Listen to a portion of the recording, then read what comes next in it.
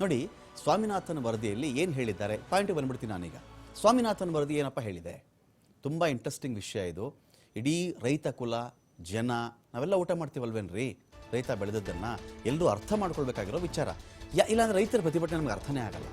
ರೈತರ ಕೂಗು, ಅವನ ಕರುಳಿನ ಕೂಗಿದೆಯಲ್ಲ, ಅವನ ಸಂಕಟ ಇದೆಯಲ್ಲ, ನಮ್ಗೆ ಯಾರಿಗೂ ಅರ್ಥನೇ ಆಗಲ್ಲ. ಸ್ವಾಮಿನಾಥನ್ ವರದಿ ಹೇಳಿರೋದೇನು, ಇವ್ರು ಮಾಡ್ತಿರೋದೇನು ಅಂತ ಅರ್ಥ ಮಾಡ್ಕೊಂಡಾಗ ಮಾತ್ರ ದೆಹಲಿಯ ರೈತರ ಪ್ರತಿಭಟನೆ ನಮ್ಗೆ ಅರ್ಥ ಆಗುತ್ತೆ, ಕನ್ನಡದ ರೈತರ ಪ್ರತಿಭಟನೆ ನಮ್ಗೆ ಅರ್ಥ ಆಗುತ್ತೆ, ಭಾರತದ ರೈತರ ಪ್ರತಿಭಟನೆ ನಮ್ಗೆ ಅರ್ಥ ಆಗುತ್ತೆ. MSP ನಾವು ಸ್ವಾಮಿನಾಥನ್ ವರದಿ ಪ್ರಕಾರ ಕೊಡ್ತಾ ಇದ್ದೀವಿ ಅಂತ ಅವ್ರು ಹೇಳ್ತಾರೆ. ಹೇಗೆ? ಒಂದು ಅವೈಜ್ಞಾನಿಕ ರೀತಿಯಲ್ಲಿ MSPಯನ್ನು ಕ್ಯಾಲ್ಕುಲೇಟ್ ಮಾಡಿಬಿಟ್ಟು ರೈತರಿಗೆ ಇವ್ರು ಕೊಡ್ತಾ ಇದ್ದಾರೆ. ಇದರಿಂದ ರೈತರಿಗೆ ಲಾಭ ಆಗ್ತಾ ಇಲ್ಲ, ನಷ್ಟನೇ ಆಗ್ತಿರೋದು. ಕೃಷಿ ಉತ್ಪಾದನಾ ವೆಚ್ಚ ಇದೆಯಲ್ಲಪ್ಪ, ಅದಕ್ಕಿಂತ ಕಡಿಮೆ ಮೊತ್ತಕ್ಕೆ ನೀವು MSP ಕೊಟ್ಟರೆ ಹೇಗಿದು ಅಂತ ನೋಡಿ. ನಿಮ್ಗೆ ಸಿಂಪಲಾಗಿ ಹೇಳ್ಬಿಡ್ತೀನಿ. ಇದೊಂದು ಪೆನ್ ರೀ, ಒಂದು ಪೆನ್ನು. ಈ ಪೆನ್ನು ಉತ್ಪಾದನೆ ಮಾಡ್ತಕ್ಕಂಥ ಒಂದು ಕಂಪನಿಗೆ ನಾನು ಇದಕ್ಕೆ ಇಷ್ಟು ರೂಪಾಯಿ ಖರ್ಚು ಮಾಡ್ತಾ ಇದ್ದೀನಿ. ಫಾರ್ ಎಕ್ಸಾಂಪಲ್ ಒಂದು 10 ರೂಪಾಯಿ ಖರ್ಚು ಮಾಡ್ತಾ ಇದ್ದೀನಿ ಅಂತ ಅಂದ್ಕೊಳ್ಳಿ. 10 ರೂಪಾಯಿ ಖರ್ಚು ಮಾಡಿದಾಗ ಮೇಲೆ 2 ರೂಪಾಯೋ 3 ರೂಪಾಯೋ 4 ರೂಪಾಯೋ ನನ್ನ ಲಾಭ ಬರುತ್ತೆ ಅಂತ ಖಾತ್ರಿ. ಪೆನ್ನು ಫ್ಯಾಕ್ಟ್ರಿಗೆ ಅದರ ರಾ ಮೆಟೀರಿಯಲ್ಸ್, ಕಚ್ಚಾ ವಸ್ತುಗಳು ಬರುವ ವೇಳೆಗಾಗಲೇ ಅವ್ನಿಗೊಂದು ಖಾತ್ರಿ ಇದೆ. ನಾನು 10 ರೂಪಾಯಿ ಇದ್ರ ಮೇಲೆ ಇನ್ವೆಸ್ಟ್ ಮಾಡ್ತಾ ಇದ್ದೀನಿ, 14 ರೂಪಾಯಿ ನನಗೆ ಬರುತ್ತೆ, 15 ರೂಪಾಯಿ ನನಗೆ ಬರುತ್ತೆ, 12 ರೂಪಾಯಿ ನನಗೆ ಬರುತ್ತೆ ಅಂತ. ಭಾರತದ ಕೃಷಿಯನ್ನು ಏನಂತ ಕರೀತಾರೆ? ಮಾನ್ಸೂನ್ ಮಳೆಗಳೊಂದಿಗಿನ ಜೂಜಾಟ ಅಂತ ಕರೀತಾರೆ. ಇದೊಂಥರ MSPಯೊಂದಿಗೆ ಜೂಜಾಟ ಆಗಿಬಿಟ್ಟಿದೆ ನಮ್ಮ ರೈತರ ಕಥೆ. ಬರೀ ಮಾನ್ಸೂನ್ ಅಲ್ಲ, ರಾಜಕಾರಣಿಯೊಂದಿಗಿನ ಜೂಜಾಟ, ಕೇಂದ್ರದ ನಿಯಮಗಳ ಜೊತೆಗಿನ ಜೂಜಾಟ, ದಲ್ಲಾಳಿಗಳೊಂದಿಗಿನ ಜೂಜಾಟ, ಮಧ್ಯವರ್ತಿಯೊಂದಿಗಿನ ಜೂಜಾಟ, ಸಾಗಾಟ ವೆಚ್ಚದೊಂದಿಗಿನ ಜೂಜಾಟ, ಪೆಟ್ರೋಲ್ ಬೆಲೆ ಏರಿಕೆಯೊಂದಿಗಿನ ಜೂಜಾಟ, ಡೀಸೆಲ್ ಬೆಲೆ ಏರಿಕೆಯೊಂದಿಗಿನ ಜೂಜಾಟ, ಕೃಷಿ ಪರಿಕರಗಳ ವೆಚ್ಚ ಏರಿಕೆಯೊಂದಿಗಿನ ಜೂಜಾಟ, ಏನು ಬೇಕಾದ್ರೂ ಸೇರಿಸ್ಕೊಳ್ಬಹುದು. ಇಷ್ಟು ಸಂಕಷ್ಟಗಳ ಮಧ್ಯೆ ಆ ರೈತ ಕೆಲಸ ಮಾಡ್ತಿದ್ದಾನೆ, ಆ ಮಹಿಳೆಯಲ್ಲಿ ಕೆಲಸ ಮಾಡ್ತಿದ್ದಾನೆ. ಬರೀ ಮಹಿಳೆ ರೈತ ಅಲ್ಲ, ಅವನ ಇಡೀ ಕುಲವೇ, ಅವನ ಇಡೀ ಕುಟುಂಬವೇ ಆ ಭೂಮಿಯಲ್ಲಿ ಬೆಳಿಗ್ಗೆ ಮಧ್ಯಾಹ್ನ ಸಾಯಂಕಾಲ ಮಳೆ ಬರಲಿ ಬಿಸಿಲಾಗಲಿ ಚಳಿಯಾಗಲಿ ಅವ್ರ ಚರ್ಮಗಳು ನೋಡ್ಬೇಕು ನೀವು, ಅವ್ರ ಅಂಗಾಲು ನೋಡ್ಬೇಕು ನೀವು, ಅಂಗೈ ನೋಡ್ಬೇಕು ನೀವು. ಬೆಂದು ಹೋಗ್ಬಿಟ್ಟಿರ್ತಾವ್ರಿ ಅವರು, ಅಷ್ಟು ರಫ್ ಆಗಿಬಿಟ್ಟಿರ್ತಾರೆ, ಚರ್ಮ ಸುಟ್ಟೋಗ್ಬಿಟ್ಟಿರುತ್ತೆ, ಚಳಿಗೆ ಒಡ್ಕೊಂಡಿರುತ್ತೆ, ಆ ಒಡೆದ ಹಿಮ್ಮಡಿಗಳಲ್ಲಿ ರಕ್ತ ಸುರಿತಾ ಇರುತ್ತೆ ರೀ. ನಮ್ಗೆ ಇದು ಯಾವುದೂ ಯಾಕೆ ಕಣ್ಣು ಕಾಣಲ್ಲ ಅಂತ. ಇಲ್ಲಿ ನೋಡಿ, 10 ರೂಪಾಯಿ ಬೆಳೆ ಖರ್ಚಾದರೆ 7 ರೂಪಾಯಿ MSP ನಿಗದಿ ಮಾಡಿದ್ರೆ ಹೇಗೆ? ಈ ರೀತಿಯಲ್ಲಿ ನಡೀತಾ ಇದೆ ಅಂತ ರೈತರು ಹೇಳೋದು. ನಿಮ್ಗಿನ್ನೂ ಇನ್ ಡೀಟೇಲಾಗಿ ಹೇಳ್ಬಿಡ್ತೀನಿ ನೋಡಿ.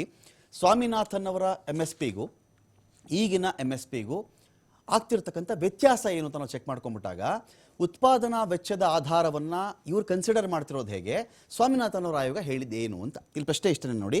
MSP ಇದು ನೋಡಿ ಉತ್ಪಾದನಾ ವೆಚ್ಚ ಅಂತ ಕನ್ಸಿಡರ್ ಮಾಡ್ತಾರೆ. ಏನೇನು ಉತ್ಪಾದನೆ ಖರ್ಚು ಮಾಡ್ತಿದ್ದಾನೆ ವ್ಯಕ್ತಿ ಅಂತ, ರೈತ ಅಂತ.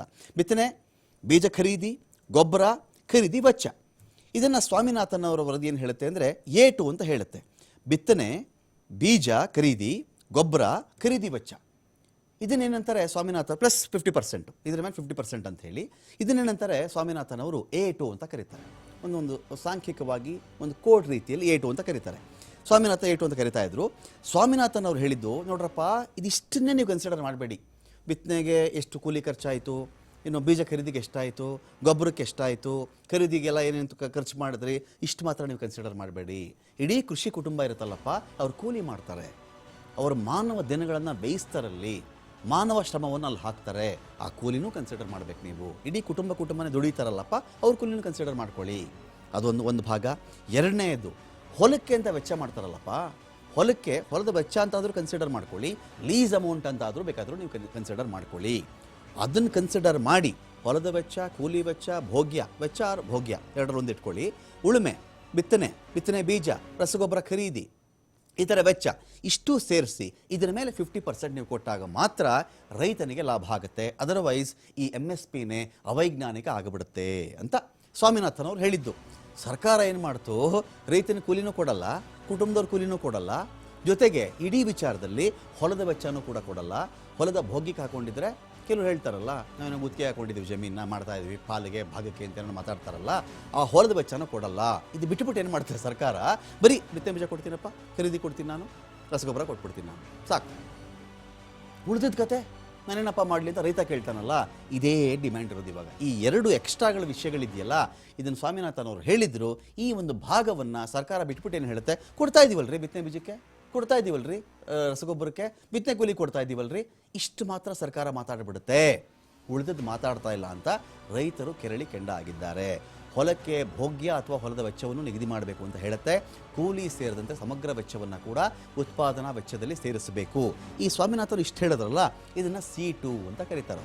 C2 ಸರ್ಕಾರ ಕೊಡ್ತಿರೋದು ಬರೀ A2, ಬಿತ್ತನೆ ಬೀಜ, ರಸಗೊಬ್ಬರ, ಇಷ್ಟನ್ನು ಮಾತ್ರ ಇಟ್ಕೊಂಡು ಏನು ಮಾಡ್ತಿದ್ದಾರೆ ಅವರು, ಅದ್ರ ಮೇಲೆ 50%, ಅದನ್ನು A2 ಅಂತ ಕರೀತಾರೆ. ಸ್ವಾಮಿನಾಥನ್ ಅವರು ಹೇಳೋದು, ನೀನು ಹೊಲದ ವೆಚ್ಚನೂ ಕೊಡು, ರೈತನ ಕೂಲಿನೂ ಕೊಡು, ಅರ್ಥ ಆಯ್ತಾ, ಅಥವಾ ಭೋಗಿಗೆ ಹಾಕೊಂಡಿದ್ರೆ ಭೋಗ್ಯವನ್ನು ಕೊಡು, ಆಗ ಅದು C2 ಆಗುತ್ತೆ. ಆಗ ಮಾತ್ರ ರೈತನಿಗೆ ನ್ಯಾಯವಾದಂಥ MSP ಸಿಗುತ್ತೆ ಅಂತ. A2 ಆಧಾರದಲ್ಲಿ ಯಾರಿಗೂ ಬೇಡಪ್ಪ, C2 ಮಾಡ್ಕೊಳ್ಳಿ. ಇದನ್ನು C2 ಏನೇನು ಬರುತ್ತೆ ಎಲ್ಲವೂ ಬಂದುಬಿಡ್ತವೆ. ಬಿತ್ತನೆ ಬರುತ್ತೆ, ಬಿತ್ತನೆ ಬೀಜ ಬರುತ್ತೆ, ರಸಗೊಬ್ಬರ ಬರುತ್ತೆ, ಕೂಲಿ ಬರುತ್ತೆ, ಹೊಲದ ವೆಚ್ಚ ಬರುತ್ತೆ, ಭೋಗ್ಯ ಬರುತ್ತೆ, ಎಲ್ಲವೂ ಸೇರಿ ಪ್ಲಸ್ 50% ಬರ್ತದೆ. ಅದೇ ಕರೆಕ್ಟಾಗಿ MS ಸ್ವಾಮಿನಾಥನ್ ಅವರು ಹೇಳಿದ್ದು. ಆದರೆ ಕೇಂದ್ರ ಸರ್ಕಾರ ಏನು ಮಾಡ್ತಿದೆ, ಅದನ್ನು ಕೊಡಲ್ಲ, ಅದನ್ನು ಮಾತಾಡ್ತಾ ಇಲ್ಲ. ಅವ್ರು ಬರೀ A2 ಅಂತ ಹಿಡ್ಕೊಂಡು ಕೂತಿದ್ದಾರೆ. ಇಲ್ಲಿ ರೈತರು ಕೇಳೋದು C2 ಅಂತ. ನೋಡಿ, ಇನ್ನೊಂದು ಕಡೆ ಇದೊಂದು ಆಯಿತಾ, ಇದೊಂದು ಭಾಗ ಅಂತ ಇಟ್ಕೊಳ್ಳಿ ನೀವು. ಇನ್ನೊಂದು ಕಡೆ ನಾವು ಚೆಕ್ ಮಾಡಿಕೊಂಡಾಗ, ಈಗ ಪಂಜಾಬಲ್ಲಿ ಭತ್ತ ಬೆಳೀತಾನೆ. ಇದನ್ನು ಕೃಷಿ ಬೆಲೆ ಆಯೋಗ ಚೆಕ್ ಮಾಡ್ಕೊಂಡಾಗಲೂ ಕೂಡ ಅಲ್ಲೂ ಕೂಡ ಸಾಕಷ್ಟು ವಿಚಾರಗಳು ಬಂತು. One size fits for all ಅಂತ. ನೋಡಿ, ಒಂದು ಶರ್ಟ್ ಹೊಲ್ದು ಬಿಡೋದು, ಇಡೀ ದೇಶಕ್ಕೆ ಇದೇ ಶರ್ಟ್ ಎಲ್ಲರೂ ಹಾಕೊಂಬಿಡಿ ಅಂತ ಹೇಳಿದ್ರೆ ಆಗುತ್ತಾ? ಒಬ್ಬೊಬ್ಬ ಆಕಾರ ಗಾತ್ರ ವ್ಯತ್ಯಾಸಗಳಿರ್ತಾವಲ್ವಾ. ಆ ಕಾರಣಕ್ಕೆ ಇದೇ ಸ್ವಾಮಿನಾಥನ್ ಅವರು ವರದಿಯಲ್ಲಿ ಹೇಳ್ತಾರೆ, MSP ನಿಗದಿ ಮಾಡಿದ್ರು ಆಯಾ ರಾಜ್ಯಗಳಿಗೆ, ಪ್ರದೇಶಗಳಿಗೆ ಅನುಗುಣವಾಗಿ, ಆಯಾ ಬೆಳೆಗಳಿಗೆ ಅನುಗುಣವಾಗಿ ವೈಜ್ಞಾನಿಕವಾಗಿ MSP ನಿಗದಿ ಆಗಬೇಕು. ಪಂಜಾಬ್ ಅಲ್ವಾ ಭತ್ತ ಬೆಳಿತಾನ್ರಿ, ಹೌದು, ನೀರಾವರಿ ಚೆನ್ನಾಗಿದೆ, ಉತ್ಪಾದನಾ ವೆಚ್ಚ ಕಡಿಮೆ ಬರಬಹುದು ಅವನಿಗೆ.